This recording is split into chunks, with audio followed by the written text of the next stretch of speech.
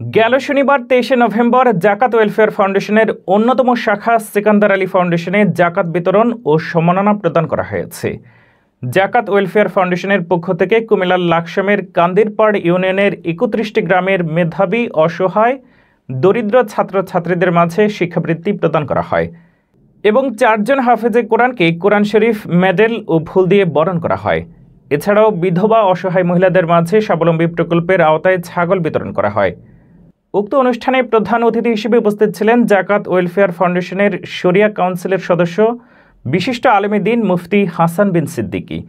প্রধান আলোচক ফাউন্ডেশনের পরিচালক ও মানব সম্পদ বিভাগের প্রধান নির্বাহী জনাব এস.এম. আরাফাত হোসেন তার বক্তব্যে ফাউন্ডেশনের লক্ষ্য, উদ্দেশ্য এবং জাকাতের প্রাতিষ্ঠানিক রূপ কেন প্রয়োজন তা তুলে ধরেন।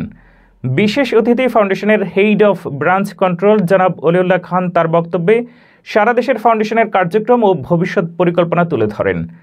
অনুষ্ঠানে আর উপস্থিত ছিলেন আশপাড়া দরবার শরীফের পীর সাহেব হজরত মাওলানা আবু তাহের, তানজিমুল মিল্লাত ইংলিশ মিডিয়াম মাদ্রাসার ব্যবস্থাপনা পরিচালক হাফেজ মাওলানা মোহাম্মদ আবু হানিফ, এসওয়াইডিও উপদেষ্টা আবদুল্লাহ আল মাহমুদ, এসওয়াইডি সেক্রেটারি ফরহাদ উদ্দিন, সুরের ছোঁয়া শিল্পী গোষ্ঠী পরিচালক শিল্পী উমর হোসেন সহ আগত মেহমানগণ।